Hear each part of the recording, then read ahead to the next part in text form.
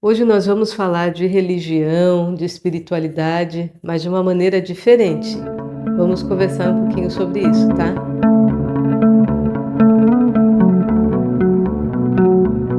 Oi, amiga, tudo bem? Como é que vocês estão? Estão bem? Espero que você esteja bem. Hoje nós vamos falar sobre espiritualidade. E essa conversa é uma continuação de uma conversa que nós já estamos tendo, né, esse mês, sobre aceitação.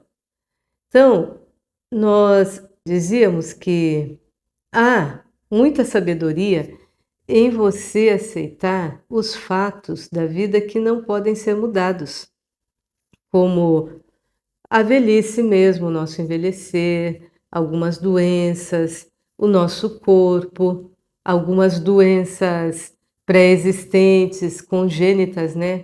Aquelas doenças que nós já nascemos com ela. Nós temos que ir aceitando isso, o nosso corpo, a nossa pele, nós temos que aceitar isso, não vai mudar. Porém, eu dizia também que há sabedoria em nós fazermos algumas intervenções na nossa vida para melhorar um pouco a realidade que não vai ser mais mudada, mas ela pode ser alterada para melhor. E quais seriam essas atitudes, essas intervenções que nós poderíamos fazer nas nossas vidas para melhorar a nossa vida, para melhorar os fatos que não podem ser evitados? Uma das atitudes que nós falamos, uma das áreas que você tem que cultivar na sua vida é espiritualidade. E veja, quando eu estou falando de espiritualidade, não estou falando de religião. O que seria religião? Religião é tudo que é institucionalizado, é como se fosse uma organização. Uma religião tem um dogma, tem um corpo de doutrinas. Os dogmas são aquelas doutrinas que não são mudadas, é a base daquela religião. Por exemplo, se uma religião está baseada no fato de que Deus existe, algumas doutrinas mudam, mas o fato de que Deus existe e nos criou e tem um propósito para as nossas vidas, isso seria dogmas que não podem ser alterados, sabe? A religião tem, às vezes, líderes religiosos, a religião tem, algumas religiões têm objetos sagrados, palavras sagradas, orações, tem um culto que segue alguns ritos. A religião é um pouquinho diferente da espiritualidade. Pode ser até que você tenha atingido a espiritualidade, o que você chegue à espiritualidade através da religião, mas a religião, vamos dizer, é o que é visível, palpável, e a espiritualidade não. A espiritualidade é tudo que não é visível, que não é palpável, aquilo que pertence ao reino espiritual. É aquela transcendência, é a sua comunhão íntima com o ser divino, com o seu Deus. Algumas religiões têm deuses, né? Têm entidades. Então seria essa transcendência, essa comunhão que você consegue como? Através da oração, através da meditação, algumas religiões, que você tem essa, digamos, intimidade com esse ser, que te traz respostas, que te traz conforto em algumas horas, que traz segurança em alguns fatos da vida. É o que é transcendente, é sua ligação com o divino. É muito mais especial, porque de religião, às vezes as pessoas mudam. Às vezes, infelizmente, líderes religiosos fazem coisas erradas. Às vezes, as pessoas de uma mesma religião se brigam, né? Brigam entre si, se machucam, vamos dizer assim, psicologicamente até, né? Mas a espiritualidade não, é sua comunhão com o divino, com o mais alto, com o transcendente. E aqui eu tenho que fazer algumas explicações, eu sempre gosto de fazer essas explicações. Não vou falar de religião, não sou contra nenhuma religião, a não ser aquelas religiões que sejam muito pesadas, aquelas religiões que sejam voltadas para o mal, aquela religião que quer fazer cidadãos de bem, que quer fazer com que as pessoas melhorem, elas são boas. A religião tem que ser a religião boa para você é aquela que vai te trazer respostas para as suas perguntas, as suas dúvidas mais íntimas. E também, se você não tem uma religião, não estou falando mal contra a pessoa que não tem religião, não estou falando mal contra o ateu, porque a busca pelo divino, pela espiritualidade tem que ser pessoal. Então, não estou aqui para condenar quem não tiver religião, quem for ateu, não estou aqui para condenar. Mas hoje nós vamos falar sobre espiritualidade, tá? Então, resolvido o que é religião, a diferença entre religião e espiritualidade, só falta também explicar uma coisa, que filantropismo também não é religião, é até a nossa obrigação aqui nesse planeta, que é ajudar ao próximo, fazer doações, ajudar ONGs, isso também é nossa até obrigação aqui, não está exatamente no campo da espiritualidade. Espiritualidade é a nossa ligação com o mais alto, com o transcendente, com Deus. Enfim, nossa ligação com Deus, seja a sua ideia de Deus, seja ela qual for. Então, cultivar a espiritualidade sempre nos traz conforto, nos traz segurança, nos traz paz. Isso é o que nós temos de benefício quando nós cultivamos a espiritualidade. E também nós teremos as respostas, nós temos respostas para aquelas grandes dúvidas da vida, né? Em relação ao propósito de vida. Por que eu estou aqui? Por que eu nasci? Será que existe um propósito para a minha vida? Ou por que eu nasci aqui nesse corpo? Por que eu nasci nessa família? Por que eu nasci nessa etnia? Por que nasci agora nessa época? Por que será que eu nasci no Brasil? Podia ter nascido num país melhor, num país desenvolvido, fui nascer aqui. Nós temos perguntas também em relação aos fatos da vida, né? Estou envelhecendo, adquiri essa doença, algum parente meu querido também está doente, eu gostaria que ele não estivesse assim, por que será que está acontecendo isso com ele? Por que será que aconteceu esse fato triste na minha vida ou na vida de alguma pessoa que eu gosto tanto? São perguntas importantes, são perguntas íntimas para você e que a resposta você que tem que procurar para a sua vida. E mesmo que a gente não vá tendo as respostas do jeito que a gente quer, a gente consegue ter mais segurança, a gente consegue ter mais conforto. E principalmente isso vai nos dando aquela certeza que eu não sou responsável por tudo que acontece à minha volta. Então, eu não sou responsável pelo que está acontecendo com o meu marido. Eu não sou responsável pelo que acontece com o filho, quem tem filho, com os meus pais, com os meus irmãos, com os meus amigos. Porque eu creio que há um ser superior que está controlando, que está no controle dessas situações. Então, eu não preciso ter o controle. Tem aquelas pessoas que pensam assim, que são centralizadoras. Eu tenho que fazer isso pelo meu filho, eu tenho que fazer isso pelos meus pais, eu tenho que fazer isso pelo meu marido, pela minha família, porque se eu não fizer isso, não vai acontecer isso.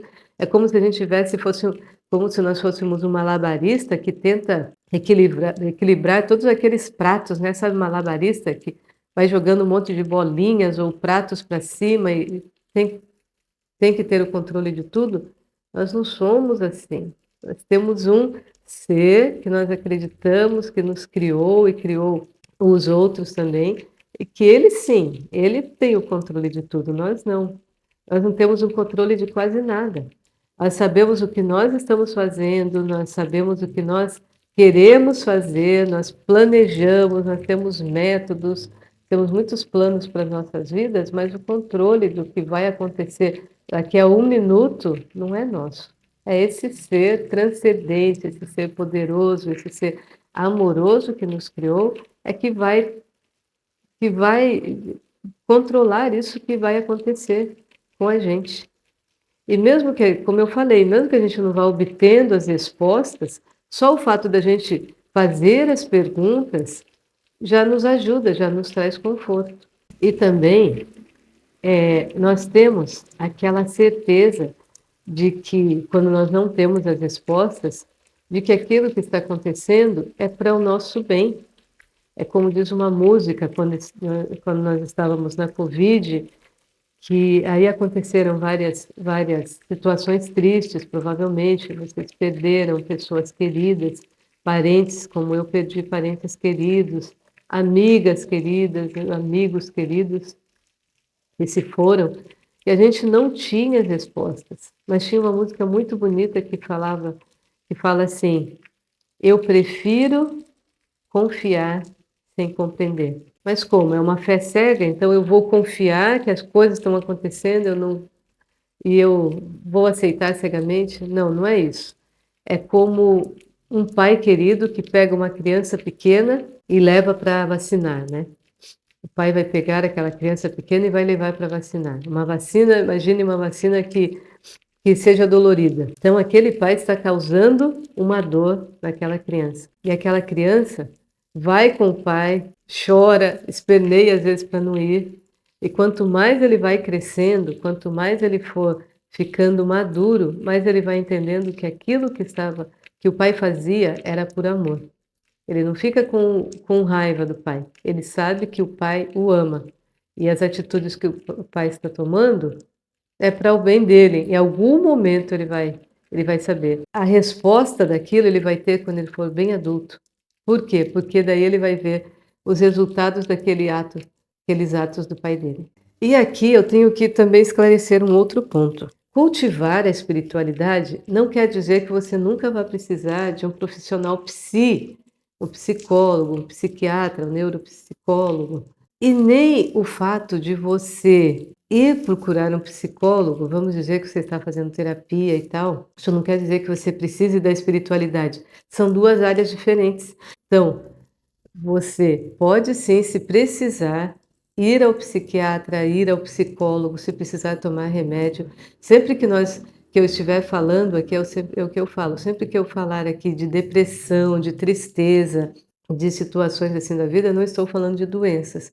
Porque se chegar a doença e você precisar de um profissional da área psicológica ou psiquiátrica, vai e procure mesmo. Procure ajuda o quanto antes, tá? Mas então para que a gente precisa da espiritualidade? Por que eu preciso da espiritualidade se isso não vai nem me isentar se eu precisar de ir a um psicólogo, um psiquiatra? Você precisa da espiritualidade para não ser aquela pessoa vazia, aquela pessoa pessimista, aquela pessoa depressiva, como eu falei, depressiva não no sentido de uma doença, não no sentido patológico, mas ser aquela pessoa depressiva no sentido que está sempre triste, aquela pessoa que sempre se queixa, sabe? E às vezes aquela pessoa vazia, ela vai atrás de tudo que é explicação, todas as seitas que não têm nexo, que não são religiões, aquelas explicações, atrás de simpatias. Se você confia nisso, tudo bem, mas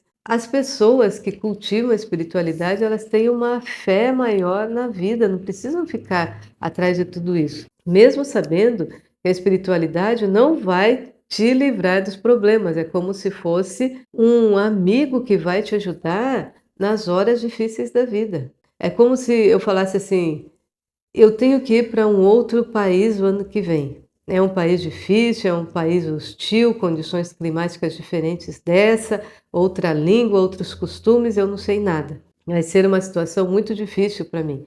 Eu vou ter que me adaptar, eu vou ter muitos problemas para enfrentar. E daí, eu tenho lá, eu sei que eu tenho lá, uma família amiga que fala a minha língua, mas que fala a língua daquela região também, daquele povo, daquele país, que me entende, entende os meus costumes, mas já entende os costumes daquele lugar. E aquela família fala: não, Nelma, pode vir que a gente vai te ajudar. Sabe quando acontece isso? As pessoas vão mudar de país, mas eles procuram a comunidade do país deles, procuram uma comunidade brasileira para lá ajudar nesse entrosamento, e aquela comunidade dá aquela força, dá as primeiras dicas, dá os primeiros passos, ajuda a pessoa a se adaptar. É assim a espiritualidade, ele nos ajuda nessa fase das nossas vidas que nós estamos passando. Nos ajuda pelas dificuldades que nós vamos ter, porque nós vamos passar, mas é com uma pessoa, com um amigo que vai nos dar um auxílio nessa fase das nossas vidas. Então, como eu falei, se nós temos situações na vida que não vão mudar, A velhice está chegando, as doenças, nós podemos estar com uma doença, assim, que não vai sarar, uma doença até terminal, são fatos que acontecem na vida. E aqui nós falamos isso com muito respeito, com muita sensibilidade para quem está passando essa fase. Que às vezes a pessoa precisa realmente de um profissional da área psicológica, mas precisa dessa espiritualidade para ter esse conforto, as respostas nessa hora, a segurança de passar por isso nessa hora, gente. Nessa época do ano, nós comemoramos a Páscoa. Muitas religiões cristãs celebram a Páscoa. Semana que vem vai ser comemorada, né, a Páscoa, sexta-feira, a Paixão de Cristo. Se a sua religião não acredita em Cristo como o Filho de Deus, ou Cristo como Messias, todas as religiões, eu acho, todas as pessoas da Terra entendem a importância histórica, pelo menos a importância histórica de Cristo, porque Ele mudou a história. E por que Ele mudou a história? Porque Ele veio nos trazer isso, a espiritualidade, a nossa conexão com o mais alto, a nossa conexão com o divino. Ele veio nos ensinar esses sentimentos bons, o amor, a esperança, o perdão, a aceitação dos fatos da vida, de nós fazermos o bem, do trabalho, que é isso a espiritualidade, temos esses valores e passarmos para os nossos filhos e tudo mais. Mas o que eu queria falar aqui é que mesmo Cristo, conforme a Bíblia fala, teve os seus momentos de crise, e o maior momento de crise que ele passou foi quando ele estava lá chorando antes dele ir para a cruz. E lá ele falava: Pai, se puder, eu gostaria de não passar por isso, eu gostaria de não tomar esse cálice, ou seja, eu gostaria de não passar por essa situação. Mas ele passou por essa situação? Passou. Então Deus, o Pai, não o tirou daquela situação, mas mandou um anjo que veio consolá-lo. Um anjo que o ajudou. Depois dessa fase de crise, ele falou: tá bom, eu vou, vamos fazer. Seja feita a sua vontade e não a minha. E isso é espiritualidade, a gente falar: tá bom, eu não sei o que vai acontecer, mas eu desisto de eu lutar sozinha e vou lutar com ajuda espiritual. Então, é por isso que eu queria falar hoje da espiritualidade. Nós não podemos prescindir dessa força, dessa ajuda, dessa direção, desse conforto. Mesmo sabendo que nós vamos continuar tendo problemas na vida, nós temos que ter essa situação. Eu gosto muito desse assunto, eu sou apaixonada por esse assunto, mas é isso que eu queria falar para hoje, tá bom? Pense nisso, vamos viver esses valores, vamos viver a alegria, né, da sua religião, celebrar. O que a gente precisa da religião, se a religião não é exatamente igual à espiritualidade? Porque é lá que a gente cultiva a espiritualidade, com os irmãos que são desafios, irmãos que dão problemas, com líderes religiosos que podem ser problemas. Com os outros também, nos aturando, que nós um dia somos problemas também. Um dia nós somos a solução, mas outro dia nós somos o problema. E alguém vai nos perdoar, e no outro dia nós perdoamos alguém, e assim nós vamos crescendo. Tá bom, amigas? Então, espero você lá no nosso próxima conversa, porque falando a gente se entende, né? Até lá!